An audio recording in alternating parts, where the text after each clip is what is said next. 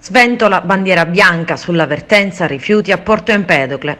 Pace fatta, l'accordo ieri in serata in prefettura, ma andiamo con ordine per cogliere i passaggi di quello che è stato un vero e proprio braccio di ferro tra lavoratori ed amministrazione, una storia che rischiava di trasformarsi in guerra civile. I netturbini in servizio a Porto Empedocle hanno in arretrato tante, troppe mensilità. Il comune non ha i soldi per pagarli ed in realtà non può proprio permettersi il costo del servizio con l'impresa. A sottoscrivere l'accordo è stato l'amministratore precedente all'era 5 Stelle di Ida Carmina, un commissario.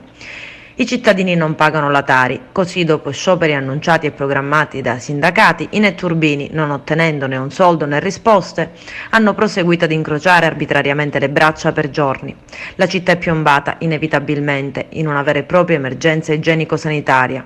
Il comune convoca una ditta sostitutiva che arriva da Canicattì. Si scatena l'inferno, la battaglia della disperazione. Non è bastata la presenza delle forze dell'ordine, la nuova ditta sceglie di non ritornare, o per paura o per solidarietà. Questa è la cronaca degli eventi nuda e cruda a cui si sommano e confondono le varie chiavi di lettura politiche. E ieri in Consiglio Comunale, seppur a toni distesi, sono state pronunciate parole forti. Io personalmente, davanti al mio popolo empedoclino, davanti a tutti voi, davanti ai consiglieri comunali, scusate se dico io, voglio le dimissioni dirette dell'assessore Sicilia. Non è un caso personale, perché io dopo un anno che mi accollo l'assessore Sicilia, siamo sempre 6 mesi, 17 mesi, non mi metto a contare i mesi, però mi ritrovo sempre a punta da capo, cioè che ancora devo aspettare di poter arrivare a determinati risultati. Infatti vi ho detto a lei che lei è tanto complice dell'impresa.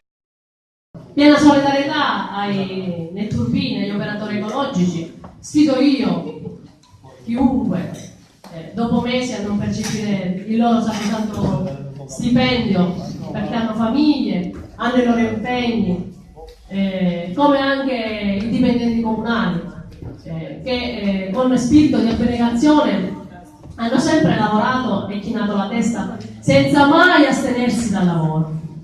Detto ciò, penso che sindaco poteva trovare altre soluzioni, sindaco, assessore, poteva trovare altre soluzioni. Ed a far da apripista era stata una nota stampa del presidente di Aula Mormino, Mari Lucaci, che velatamente, ma non troppo, mette a nudo l'incompetenza amministrativa. Ed a seguire in serata la riunione ad Agrigento tra la CISL e il prefetto di Agrigento. Il comune si impegna a versare subito 170.000 euro, ovvero 2 mesi di arretrato, ed i netturbini hanno accettato e stamattina hanno ripreso a lavorare.